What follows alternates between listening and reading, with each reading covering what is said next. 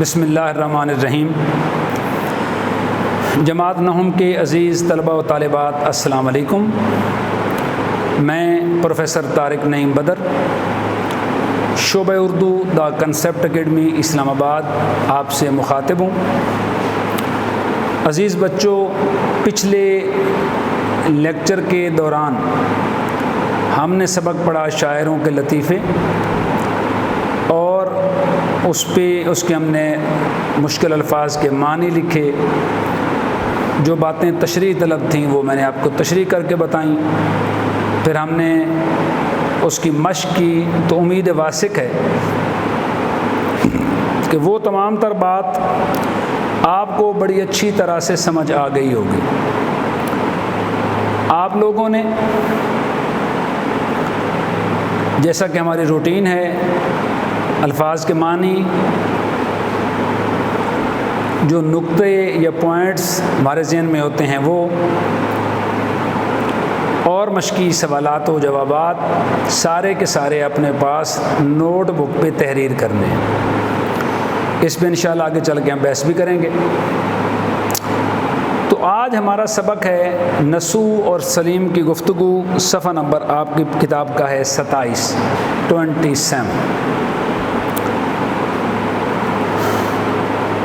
یہ سبق نسوء اور سلیم کی گفتگو دراصل ایک طویل کہانی کا ایک مختصر سا حصہ ہے۔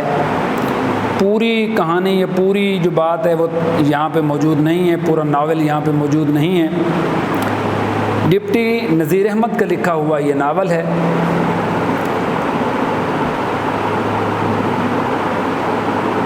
ڈپٹی نذیر احمد اردو ادب میں ایک بڑا عظیم نام ہے، ایک عظیم کہانی نگار ہیں۔ سر سید احمد خان کے ساتھ آپ کی دلی وابستگی تھی۔ آپ علی گڑھ مسلم کالج کے پڑھے ہوئے ہیں۔ خوبی یہ ہے کہ ڈپٹی نذیر احمد دہلوی کو سب سے پہلا ناول نگار مانا جاتا ہے، یعنی اردو میں جس نے سب سے پہلے ناول لکھا، اس کا نام ہے مرات العروس۔ ڈپٹی نذیر احمد کو اردو کا پہلا ناول نگار اس لیے تسلیم کیا جاتا ہے، حالانکہ جو ان کا یہ ناول ہے، یہ ناول کی جو تعریف ہے صحیح، اس پہ یہ پورا نہیں اترتا۔ اس کے باوجود اردو کے جو ارکان خمسہ ہیں، شاعری میں، ناول میں، کہانی میں، ایک ایک شخص ایسا ہے جس کو ستون کہا جا سکتا ہے کہ آج اردو کی عمارت جن لوگوں کی وجہ سے قائم ہے، جن لوگوں کی سر پہ کھڑی ہے، جن لوگوں نے اس کی بنیاد رکھی، وہ 5 لوگ ہیں۔ انہیں ارکان خمسہ کہا جاتا ہے، اور ان ارکان خمسہ میں ڈپٹی نذیر احمد دہلوی کا نام بھی شامل ہے۔ جس طرح کہ میں نے پہلے ذکر کیا کہ آپ نے ناول لکھا اور آپ کو اردو کا پہلا ناول نگار ہونے کا شرف بھی حاصل ہے۔ ان کا ناول ان فنی محاسن پہ پورا نہیں اترتا، ان کا ناول کی تعریف پہ پورا نہیں اترتا، ان ناول کو کہانی بنا دی ہے، لیکن ہم ان کو رعایتی نمبر دے کے اس لیے پاس کرتے ہیں کیونکہ ڈپٹی نذیر احمد کے سامنے اس سے پہلے کوئی ناول نمونے کے طور پہ موجود نہیں تھا جس کو پڑھ کے آپ ناول کی صحیح تعریف کے مطابق ناول لکھ سکتے۔ تو اس لیے مناسب ہے کہ پہلے ہم ڈپٹی نذیر احمد کا تعارف پڑھ لیتے ہیں، پھر آگے انشاءاللہ سبق پہ بھی ہم بات کرتے ہیں۔ ان کے زیادہ تر ناول ہیں، ناول میں اصلاح کا پہلو زیادہ ہے۔ انہوں نے جتنی کہانیاں لکھی، ناول لکھے، اصلاحی پہلو نمایاں ہے۔ ناول میں اصلاح کی گنجائش نہیں ہوتی، اس میں ایک عہد بیان کیا جاتا ہے، ایک پورا زمانہ، اس زمانے کی پوری معاشرت، رہن سہن سب بیان ہوتا ہے۔ اس لیے جس میں اصلاح آ جائے، مقصدیت پہ ناول مبنی نہیں ہوتا۔ ان کی ساری کہانیاں اصلاح پہ اور مقصدیت پہ مبنی ہیں۔ انہوں نے ہمیشہ اپنی قوم کی فلاح کی، بہتری کی کوشش کی، اصلاح کی کوشش کی، جس کے لیے انہوں نے ناول لکھے، کہانیاں لکھی، افسانے لکھے۔ یہ سبق ہم پڑھیں گے نسوء اور سلیم کی گفتگو، یہ بھی دراصل ایک اصلاحی سبق ہے، جس میں انہوں نے اخلاق کے اچھے ہونے پہ اور زندگی کو اچھے اور خوبصورت طریقے سے گزارنے کا درس دیا ہے۔ تو ہم پہلے ڈپٹی نذیر احمد کا تعارف پڑھ لیتے ہیں۔ نذیر احمد ضلع بجنور میں پیدا ہوئے۔ بجنور آج بھی انڈیا کا شہر ہے اور موجود ہے، یہ انڈیا کا ایک شہر ہے بجنور، آج بھی بھارت میں موجود ہے، وہاں پہ ان کی پیدائش ہے۔ اور آپ کی جو پیدائش ہے وہ ہے 1831 کی۔ آپ 1831 کو ضلع بجنور میں پیدا ہوئے اور 1912 میں آپ نے وفات پائی۔ آپ کے والد صاحب کا نام مولوی سعادت علی تھا۔ ابتدائی تعلیم والد سے حاصل کرنے کے بعد دلی آ گئے، جہاں مولوی عبدالخالق کے شاگرد ہوئے۔ اس زمانے کے عام رواج کے مطابق جو بچپن کی تعلیم ہوتی تھی، دینی تعلیم ہوتی تھی، باقاعدہ نصاب تو مرتب نہیں تھا، آپ جو جی چاہے پڑھ سکتے تھے، تو اب اپنی جو ابتدائی تعلیم ہے، بچپن کی تعلیم، چھوٹی جماعتوں کی جو تعلیم ہے، یہ اپنے والد سے حاصل کی۔ آپ کے والد صاحب ایک عالم دین تھے اور یہ تعلیم حاصل کرنے کے بعد آپ دلی آ گئے، جس کو آج کل نئی دہلی کہتے ہیں، اور وہ بھارت کا دارالحکومت ہے، کیپٹل ہے۔ اور یہاں آ کے آپ مولوی عبدالخالق کے شاگرد ہوئے، جو اپنے وقت کے ایک عظیم جید مسلمان عالم تھے۔ بعد میں دلی کالج میں داخلہ لیا، گورنمنٹ کالج میں داخل ہو گئے، وہاں سے فارغ التحصیل ہو کر، فارغ التحصیل کہتے ہیں علم مکمل کر لینا، تعلیم مکمل کر لینا۔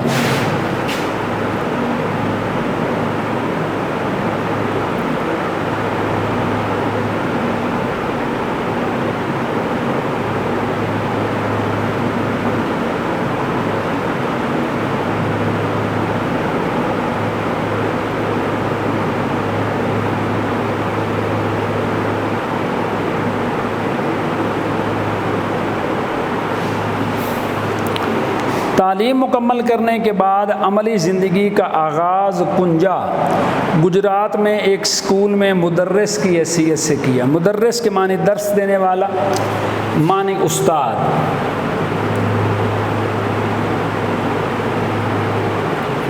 سبق پڑھانے والا، مدرس، جس کو آج ہم ٹیچر کہتے ہیں۔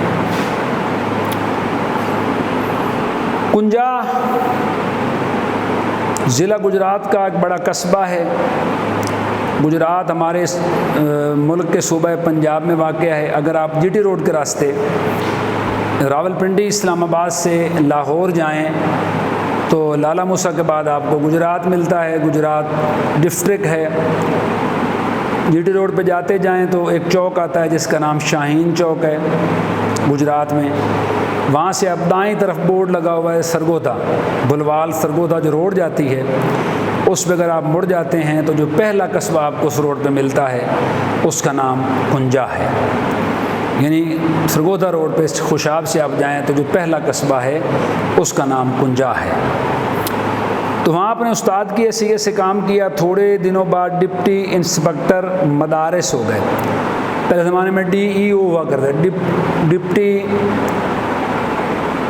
District education officer. یہ چھاپے مارنے کے لیے آتے تھے، انہیں کہتے تھے ڈی او آ گیا ہے۔ ڈپٹی انسپکٹر مدارس مقرر ہوئے۔ 1861 میں انڈین پینل کوڈ سے مراد ہے وہ قوانین جو عدالتی نظام میں استعمال ہوتے ہیں، ان کا آپ نے ترجمہ کیا اور اس کی وجہ سے آپ کو تحصیلدار بنا دیا گیا۔ آج بھی تحصیلدار خود کو زمینوں کے معاملات ہوتے ہیں وہ دیکھتا ہے، اور بعد میں افسر بندوبست بنے۔ سر سالار جنگ کے ایما پر، ایما کے معنی کہنے پر یا سفارش پر، ایما کے معنی آپ سفارش لکھ لیں۔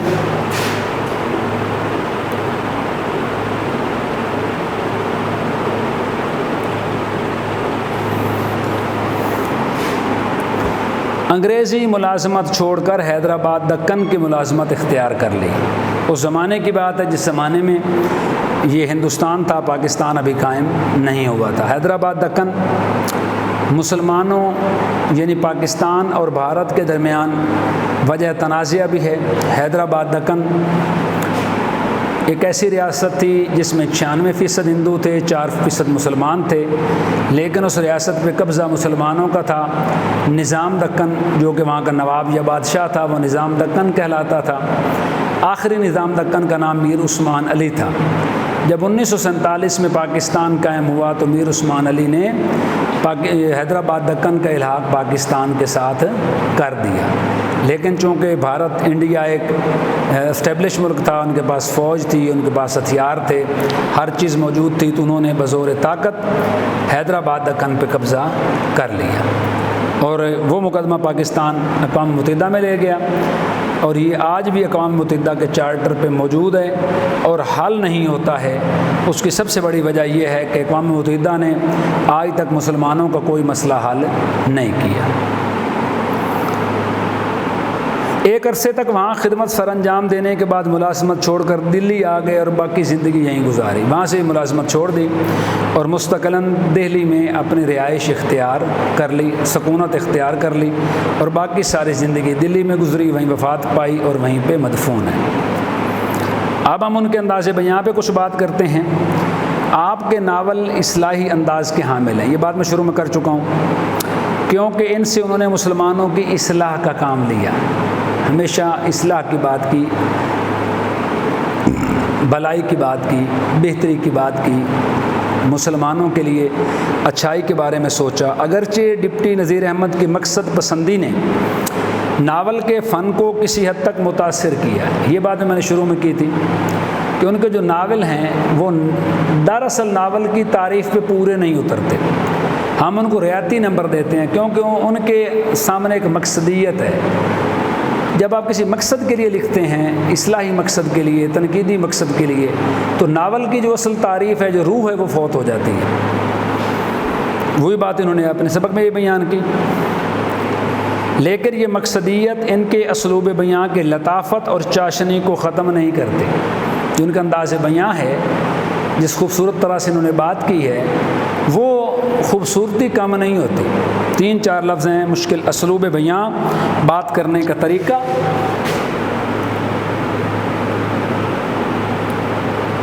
اسلوب طریقے کو کہتے ہیں، بیان بات کرنا، معنی بات کرنے کا طریقہ۔ پھر ایک لفظ آیا چاشنی، اس کے معنی ہوتے ہیں مٹھاس، میٹھا ہونا۔ ایک اور لفظ ہے لطافت، لطافت سے مراد ہے نرمی، یعنی ان کے جو بات کرنے کا طریقہ ہے، انداز بیان ہے، اس میں مقصدیت تو موجود ہے، اس کے باوجود ان کے کلام کی، ان کی بات کی جو مٹھاس ہے، ان کی جو مزاج کی یا بات چیت کی نرمی ہے، وہ اس پہ مقصدیت غالب نہیں آتی، انہوں نے مقصدیت کو اس پہ غالب نہیں آنے دیا۔ ان کی زبان علمی بھی ہے اور عوامی بھی، یعنی ان کا جو انداز بیان ہے وہ ایسا نہیں ہے جیسا کہ کوئی جاہل آدمی، کوئی غیر تعلیم یافتہ آدمی بات کر رہا ہو۔ ان کی زبان علمی بھی ہے اور عوامی بھی، عام فہم ہے، عام آدمی کی سمجھ میں آنے والی زبان استعمال کرتے ہیں۔ ان کی زبان اتنی ثقیل، اتنی مشکل نہیں ہے کہ عام آدمی کی سمجھ میں ہی نہ آئے۔ معاشرتی لطافتوں کے آئینہ دار محاوروں کے استعمال کا انہیں ملکہ حاصل ہے۔ محاورہ میں سمجھا چکا ہوں، شاید اس سے پہلے ہم نے بات کی ہے یا نہیں، میں دوبارہ کہہ دیتا ہوں۔ ہم جو بیٹا عام بات چیت، عام زبان بول چال میں استعمال کرتے ہیں، اسے روزمرہ کہتے ہیں۔ محاورہ جب ہم الفاظ کو ان کے اصل معنوں کی بجائے مجازی معنوں میں استعمال کرتے ہیں تو وہ محاورہ کہلاتا ہے۔ مثال کے طور پہ ہم کہتے ہیں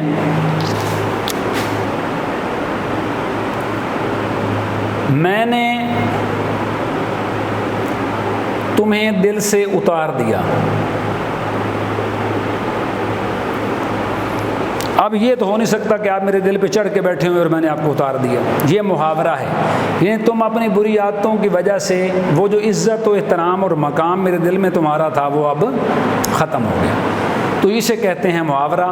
کھونٹی سے کوٹ اتارنا، کھونٹی گھر میں لگی ہوتی ہے وارڈروب میں، یا وہ پائپ لگا ہوتا ہے کہ وہاں سے میرا کوٹ اتار دیں، یہ روزمرہ ہے۔ ٹرک سے سامان اتار دیں، چھت سے پلنگ اتار دیں، یہ ساری چیزیں کیا ہیں؟ روزمرہ ہیں۔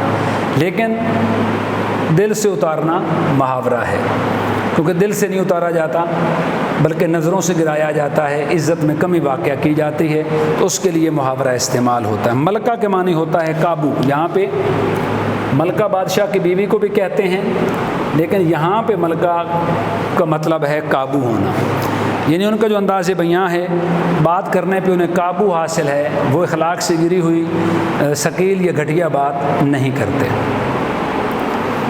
بالخصوص عورتوں کی زبان محاوروں اور مکالموں کے وہ استاد تسلیم کیے گئے ہیں، انہیں استاد سمجھا جاتا ہے۔ کس کا؟ عورتوں کی مخصوص زبان کو بڑے خوبصورت طرح سے انہوں نے استعمال کیا ہے، اور اس لیے وہ مکالموں اور محاوروں کے استاد تسلیم کیے جاتے ہیں۔ ان کی کتابوں کے کچھ نام میں پڑھ دیتا ہوں۔ ڈپٹی نذیر احمد دہلوی کا شمار اردو کے ارکان خمسہ میں ہوتا ہے، یہ بات میں شروع میں کر چکا۔ آپ اردو کے پہلے ناول نگار ہیں، یہ بات بھی ہم کر چکے۔ آپ کے ناولوں کے کچھ نام ہیں، کتابیں اور بھی لکھی ہیں، لیکن جو زیادہ اہم اور مشہور ہیں میں ان کے نام پڑھ دیتا ہوں۔ برات العروس ان کا ناول ہے، بنات النعش ناول ہے، توبۃ النسو ناول ہے، فسانہ مبتلا ناول ہے، اور ابن الوقت بھی ناول ہے۔ یہ چند ان کے ناولوں کے نام ہیں جو اردو کے ناول ان کے زیادہ تر عام طور پہ مشہور ہیں۔ یہ ان کے نام میں نے بتا دیے۔ یہاں پہ ہوتا ہے ان کا تعارف مکمل۔ انشاءاللہ اگلے لیکچر میں ہم سبق پڑھیں گے نسو اور سلیم کی گفتگو، جو ان کا لکھا ہوا ہے اس کا میں آپ کو مفہوم بھی سمجھاؤں گا، اس کی ہم تشریح بھی کریں گے، اس پہ ہم انشاءاللہ اگلے لیکچر میں بات بھی کریں گے۔ تو بہت شکریہ، انشاءاللہ ملتے ہیں ایک چھوٹی سی بریک کے بعد۔ اللہ نگہبان۔